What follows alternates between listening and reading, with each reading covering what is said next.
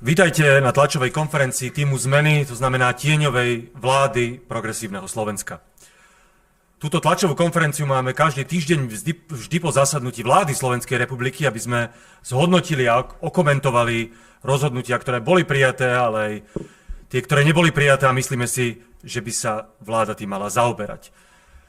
Ja ale musím začať dnes veľmi aktuálnou správou, a to je nálezom Ústavného súdu, ktorý jednoznačne, bez akýchkoľvek pochybností, ukladá vláde povinnosť bezodkladne predložiť návrh na vyslovenie dôvery v situácii, keď náš dlh Slovenskej republiky presiahne tú kritickú hranicu.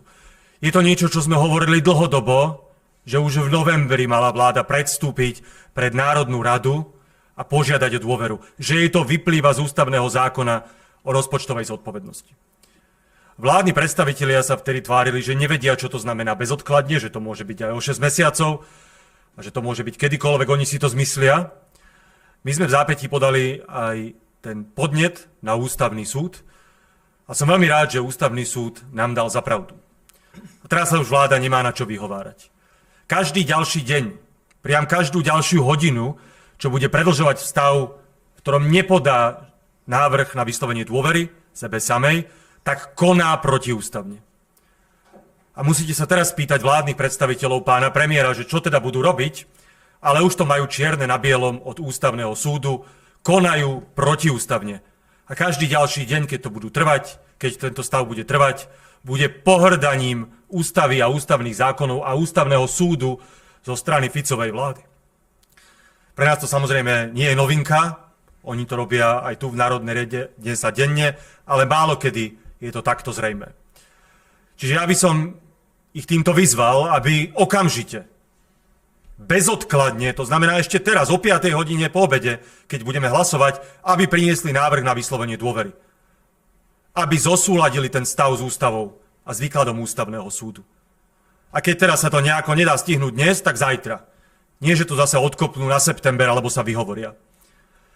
A chcem ešte povedať, že je tu s nami na tejto tlačovej konferencii aj poslankyňa Lucia Plaváková, ktorá zodpovedala u nás za to podanie na Ústavný súd, takže keby niekto z vás mal otázky ústavnoprávneho charakteru, tak ona na ne potom rada zodpovie. Ešte kým dám slovo mojim kolegom, bude dnes sa vyjadrovať tieňový minister obrany Tomáš Valášek a tieňová ministerka životného prostredia Tamara Štólová. Tak vzhľadom na to, že tá vláda o ničom reálne nerozhodla, žiadne dôležité návrhy zákonu neprijala, tak si dovolím využiť tento čas na také širšie zhodnotenie. Lebo je to presne 20 rokov, odkedy strana Smer vyhrala voľby a prvý raz zostavila vládu. A to hodnotenie, dámy a páni, za tých 20 rokov je tristné. 20 rokov, z ktorých 15 vládol Smer. A za tento čas Slovensko upadlo. Utiekla nám nielenže západná Európa, ale aj susedia, Česká republika a Poľsko, v každom ukazovateli, na ktorý sa pozriete. Od platov, cez kilometre postavených diaľnic, cez kvalitu železníc, cez kvalitu zdravotníctva, proste všetko. A je to tomu tak preto, že Robert Fico ako predseda Smeru a predseda vlády nevyužil tieto roky na budovanie našej krajiny, ale naopak ich využil na budovanie systému, príživníckeho systému našich ľudí. Nepracoval na tom, aby Slovensko bolo bohatšie, aby jeho občania, obyvatelia bohatli, ale na tom, aby jeho príživnícka rodina bohatla. A to je aj tá blízka rodina, teraz je to veľmi aktuálne, syn, bratranci, priateľky, ale myslím tým aj tú širšiu politickú smerácku rodinu. A za tieto roky Robert Fico vytvoril systém, v ktorom sa smeráci alebo ľudia blízki Robertovi Ficovi nacucli na verejné peniaze a na naše dane. Cez štátne firmy, cez rôzne dozorné rady, cez rôzne poradcovské zmluvy, stranícke agentúry a poslanecké kancelárie, cez rôzne funkcie a fleky pre rodinu a pre kamarátov. Veď si zoberieme iba tie najnovšie zistenia, dámy a páni. Mali sme prípad synov priamo premiéra Roberta Fica, syna pána Richtera, samozrejme syna pána Tibora Gašpara, A potom je tu taký poslanec Smeru, pán Augustín Hambálek. A ten je výnimočný v tom, že sa mu podarilo zamestnať za naše peniaze hneď 2 synov. Jeden jeho syn Peter je podpredsedom správy štátnych hmotných rezerv a druhý syn Matej je zase podpredseda predstavenstva štátnej firmy ZSSK Cargo. V minulosti bol aj šéfom bratislavského letiska. A teraz, dámy a páni, príde vám toto normálne? Pri oslave, pri 20-ročnom jubileu víťazstva zostavenia vlády Smerom, alebo stranou Smer, si znovu a znovu musíme klásť tú otázku. Ako je možné, že sme týchto 20 rokov premárnili? No a to je odpoveď. Tento festival príživníctva, to je tá odpoveď, pretože oni namiesto toho, aby investovali energiu, politický kapitál a mandát, ktorý mali ako strana Smer a premiér, tak tú energiu a všetok ten čas venovali presne do tohto. Aby pozamestnávali všetkých svojich kamarátov a rodinných príbuzných, aby každému prihrali, aby každého zabezpečili. Ďalší príklad. Bratranec premiéra, pán Rybánsky. To nie je len záležitosť tejto vlády, tejto 4. Ficovej vlády, ako sa o neho postarali. 14 rokov tento pán bol asistentom poslanca Smeru, pána Gogu. Dostával peniaze, keď pracoval v Slovenskom pozemkovom fonde. Dostával peniaze, keď pracoval vo fonde na podporu športu, aj za tých minulých Ficových vlád. Teraz je poradcom premiéra, zároveň má vreckové vo vedení Eximbanky. To je presne to, o čom hovorím. A potom sa nečudujme, že Slovensko zaostáva. Úplne na záver si dovolím takú osobnú odbočku, lebo keď sa premiér a vládni politici snažia obhájiť celý tento príživnícky systém, tak oni veľmi často, veľmi bohapusto a úplne otvorene klamú. Klamú samozrejme aj o progresívnom Slovensku, ale tak to nie je nič nové. Ale málo kedy sa stane, že je také jednoduché ich pri tom prichytiť. A mne sa to stalo dnes, zhodou okolností, keď som počul pána predsedu parlamentu Rašiho a pred ním aj pána ministra obrany Kaliňáka hovoriť o tom, že veď dnes rokuje parlament a ja som na dovolenke. Na dovolenke v Chorvátsku. A to je také zvláštne, lebo ja som bol ráno na hlasovaní. Som si úplne istý, že ma pán predseda parlamentu tam videl. Potom som bol na briefingu, teraz som na tlačovej konferencii. Ale pán Raši napriek tomu vie tvrdiť, bez začervenania sa, že ja som na dovolenke. A teraz o to vôbec nejde, mňa to aj neurazilo, to je jedno, len keď oni vedia klamať v takejto banálnej veci, ktorá sa dá tak veľmi jednoducho potvrdiť, proste mojou fyzickou prítomnosťou v tejto budove, tak v akých iných veciach asi tak klamú, keď im ide o veľa, keď im ide o peniaze, keď im ide o slobodu. Tak to len takáto osobná odbočka. A je jasné, že nás tieto ich klamstvá a ďalšie útoky ani nezastrašia, ani neznechutia a pôjdeme po odhalovaní tejto príživníckej rodiny a celého toho ekosystému. Vrátane všetkých tých víl, ktoré majú v Chorvátsku, kde transformujú naše peniaze na svoj súkromný majetok.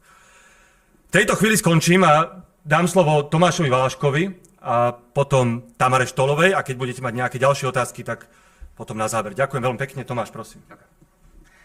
Dámy a páni, začnem tým, že môžem potvrdiť, že Michal Šimečka je naozaj tu a je z mesa a kosti, žiaden hologram či avatar. Teraz vážne k materiálu, ktorý je dnes na vláde, z toho žánru bedákania. Je taký obľúbený žáner, že nariekajú, ako im bolo ublížené tými predošlými vládami, Európskou komisiou, Ukrajinou a neviem ešte kým iným. Dnes tu máme dokument, ktorý narieka, ako predošlé vlády odozdali údajne funkčnú vojenskú techniku Ukrajine, ako tieto vlády prislúbili preplatenie tejto techniky od Európskej únie, ako táto odmieta tie peniaze preplatiť a ako Slovensko ide prísť o miliardu.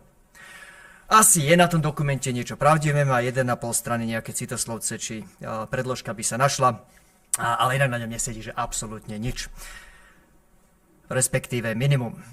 Nebudem sa dlho venovať tomu nezmyslu, ako tá technika bola funkčná. Pripomínam, písalo sa o tom veľa. 8 z tých, tuším, 12 migov odišlo po zemi, pretože už nevedeli lietať a v živote by už nelietali, pretože za tých 15 rokov, čo tu bol Smer z tých ostatných 20 pri moci, ako si pozabudli vymeniť už dnes v tom čase, kedy odišli pomaly 30 či 40 rokov staré migy.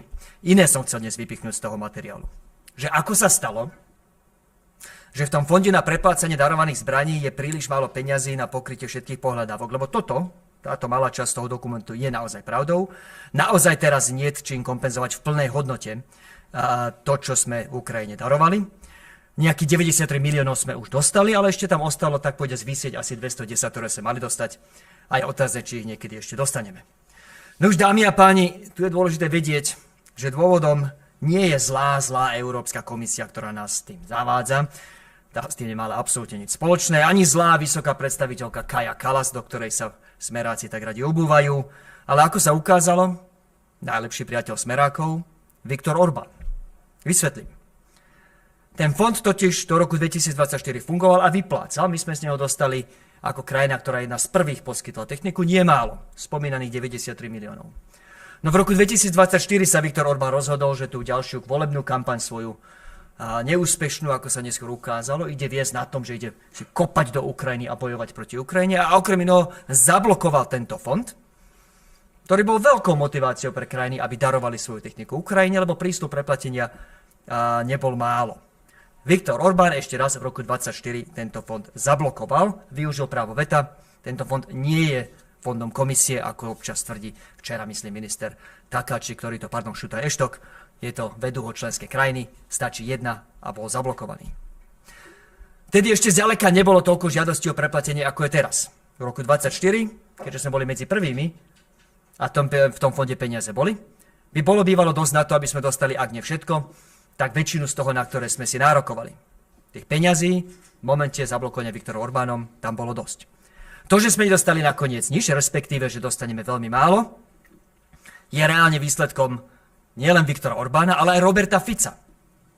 My sme totiž upozorňovali, že tento problém so zastavením príplatkov alebo dofinancovania toho fondu a so zastavením vyplácania peňazí z tohto fondu nastal a vyzývali sme z tohto podia, tu som stál, v apríli, ak sa nemýlim, apríl minulého roka 25, keď bol Viktor Orbán na návšteve Slovenska, tu som stál a povedal som, Robert Fico, požiadajte si o tú 250 miliardy, ktoré nám Viktor Orbán dlží. Viktor Orbán ich zablokoval, to sú naše peniaze pre ozbrojené sily, pre našich vojakov a vojačky. Čo na to Robert Fico? Mám pre vás presný citát, on normálne s kamenou tvárou oznámil, že neexistujú žiadne otvorené politické otázky medzi Slovenskou republikou a Maďarskom, ktoré by nás vyrušovali.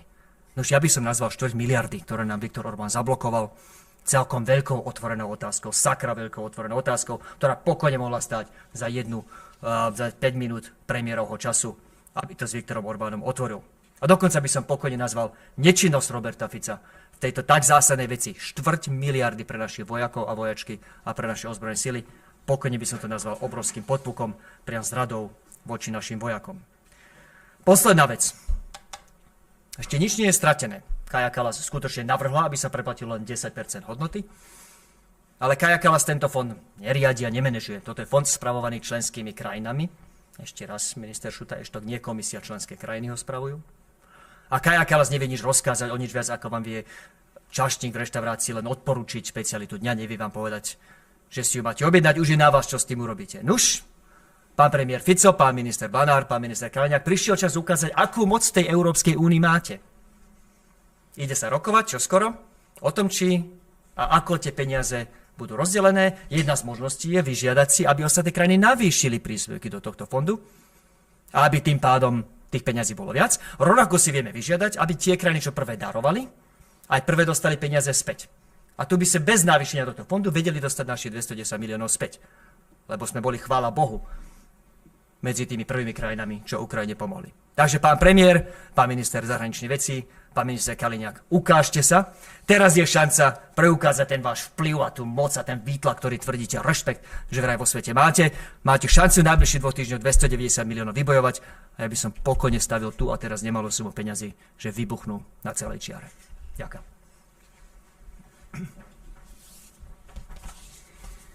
Ďakujem pekne.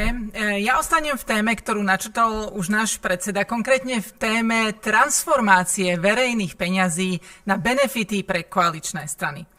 Dnes na vláde sme sa totiž dozvedeli, že peniaze na všetkých sa opäť budú transformovať, konkrétne na trafiku pre stranu, pre Slovenskú národnú stranu na ministerstve životného prostredia.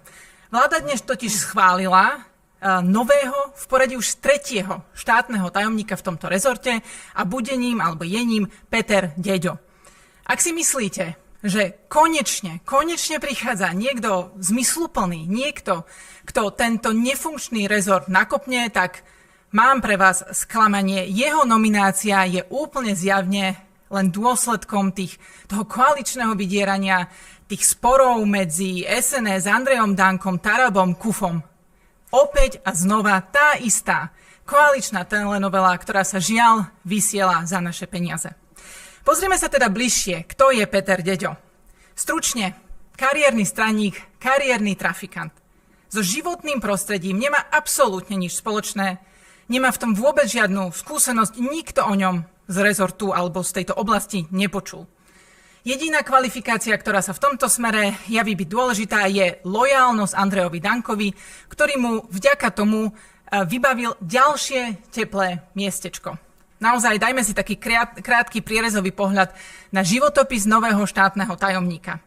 Je krajským predsedom Slovenskej národnej strany, myslím si, že toto je úplne kľúčová záležitosť jeho úspechu.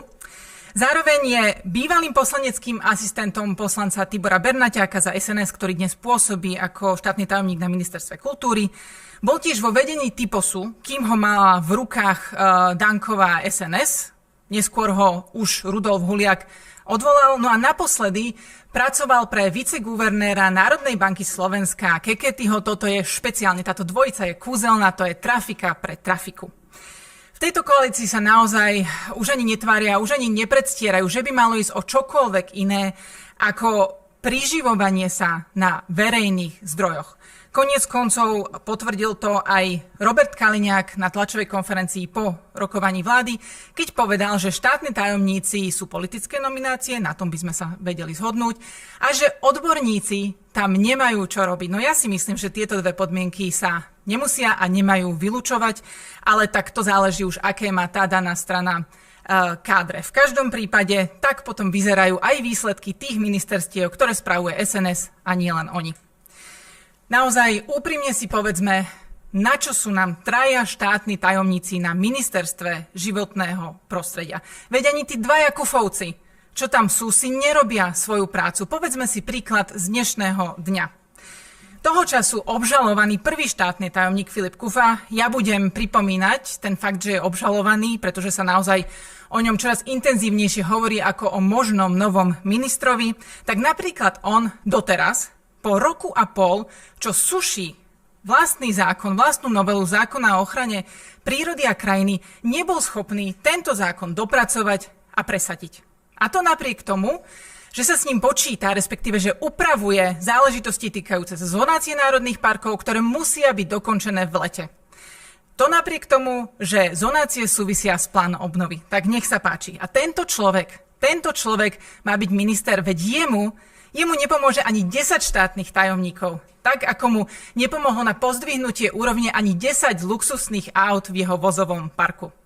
Tretí štátny tajomník na ministerstve životného prostredia, to je naozaj nič iné, len výsmech ľuďom. Táto vláda nepracuje v ich prospech a jediné, čo dokáže, je rozhadzovať peniaze na neschopákov a zbytočné trafiky. Ďakujem pekne. Ďakujem veľmi pekne a teraz je priestor na akékoľvek vaše otázky, prosím. Pekný deň, Stráňová televízia. Ešte nepoznáme stanovisko premiéra, ale pán Huliak dokonca povedal, čo sa týka rozhodnutia Ústavného súdu, teda k vysloveniu dôvery. Pán Huliak ale dokonca povedal, že už na rokovaní vlády mali k dispozícii uznesenie Ústavného súdu, nechcel nám ani on ale prezradiť. Očakávate na základe tohto znenia, videli ste asi aj vy, plné, že na najbližšej schôdzi, ktorá má byť až v septembri, sa tak stane, lebo bezodkladne neznamená asi za 2 mesiace. Ďalšie. Tu by som to dal do dvoch rovín. Čo by sa v normálnej krajine s normálnou vládou udialo, je to, že by to bolo okamžite. Tak ako Ústavný súd píše, bez odkladu. A to znamená dnes, zajtra, proste v najbližších hodinách a dňoch. To by som očakával, ak by sme mali normálnu vládu, ktorá si ctí Ústavu Slovenskej republiky. Ale keďže nemáme normálnu vládu, ktorá si ctí Ústavu, tak očakávam, že to odignorujú. Očakávam, že budú naďalej konať protiústavne. A nedajú to vôbec. ale možno ma prekvapia. Neviem. Moje očakávanie osobné je, že to odignorujú. Ale dám slovo kolegyni poslankyni Lucii Plavákovej, ktorá dávala ten podnet a možno má väčšiu dôveru v túto vládnu koalíciu aj rešpekt k ústave. Rokujete ešte aj zajtra, mi napadlo, že... Možno zajtra. Presne tak, určite mám väčšiu dôveru. Ja by som chcela aj pripomenúť, že Ústavný súd bol naozaj veľmi precízny v tom, aby jasne vyslovil, že to malo byť bezodkladné, okamžité, pretože to tam opakoval v rôznych variáciách, bez zbytočného odkladu, okamžité aktívne konanie vlády, bez prvkov neodôvodnenej nečinnosti. Myslím si, že už jasnejšie sa to vyjadriť nedalo, naozaj si dali na tom záležať. A teraz v prvom rade vláda musí konať a mali by naozaj bezodkladne ten návrh doručiť, čiže ideálne dnes, ako už odznelo, pri najhoršom zajtra, s tým, že Ústavný súd sa vlastne vysporiadal aj s tým nasledujúcim postupom, pretože konštatoval, že vlastne toto podanie žiadosti o vyslovenie dôvery vyvoláva povinnosť Národnej rady Slovenskej republiky túto žiadosť prerokovať a rozhodnúť o nej bez zbytočného odkladu. Čiže opäť tam máme aj tú indikáciu, že by sa to malo odohrať bez zbytočného odkladu, čiže nie až v septembri, ale predpokladám, ak by sa to nestihlo zajtra, tak na nejakej mimoriadnej schôdzi, ktorá by bola čo najskôr zvolaná.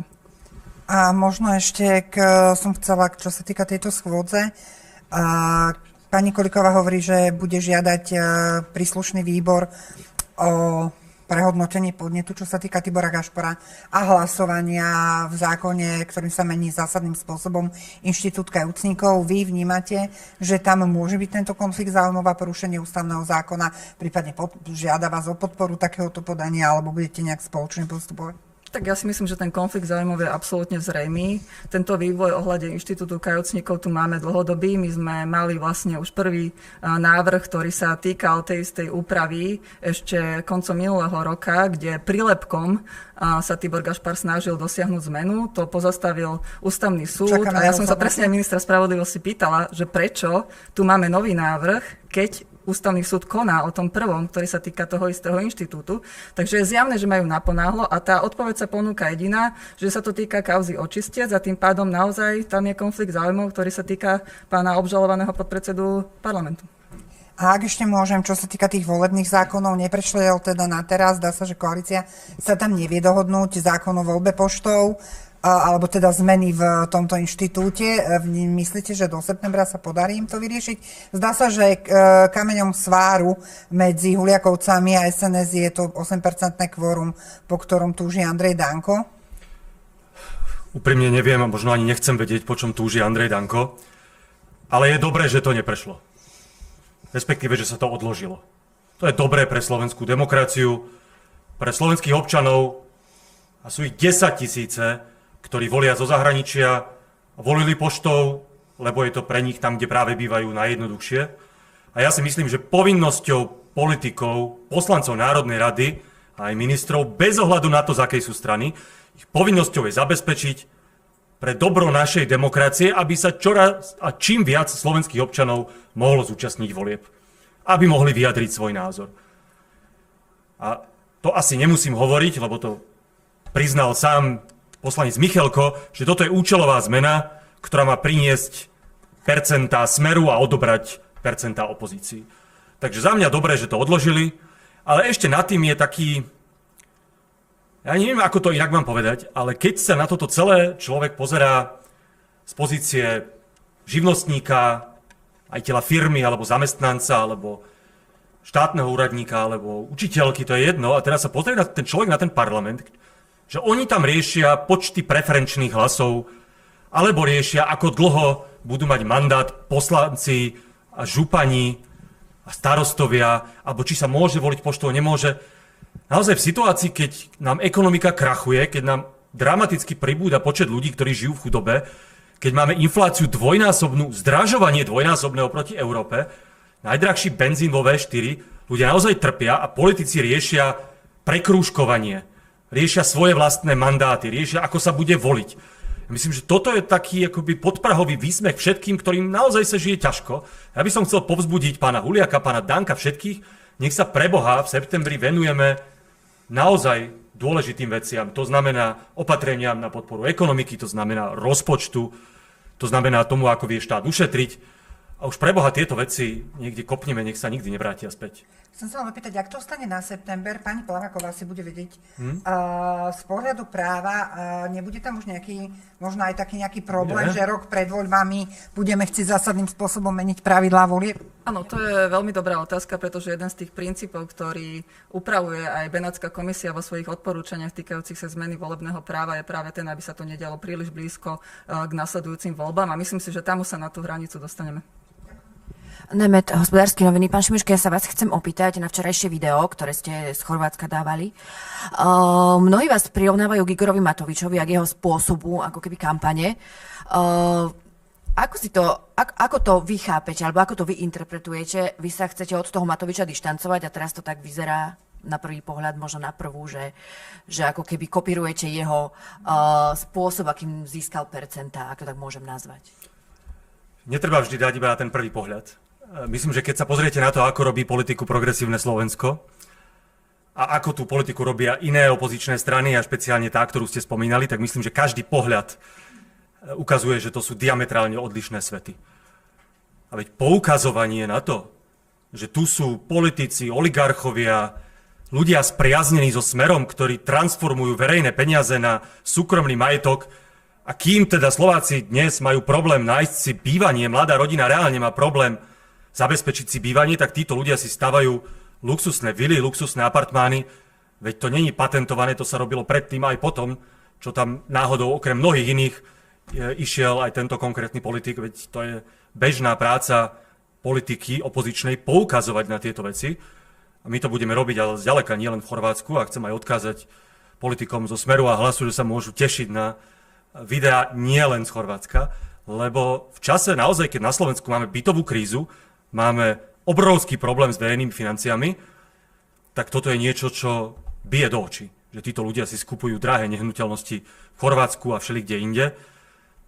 Namiesto toho, ako sa oni sľubujú a hrdia sa, že rozostávali Slovensko, tak reálne rozostávali Chorvátsko a je úlohou opozície na to poukazovať a na to nikto predsa nemá patent.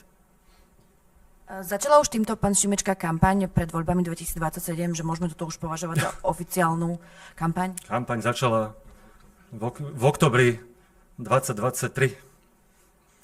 Ale od nás, ako Progresívneho Slovenska, logicky môžete čakať, že čím budú tie voľby bližšie, no tak tým budeme oveľa viac aj hovoriť o našom programe, aj ho konkretizovať, aj budeme intenzívnejšie chodiť medzi ľudí. Ja som prakticky každý týždeň niekde v inom, často malom slovenskom meste.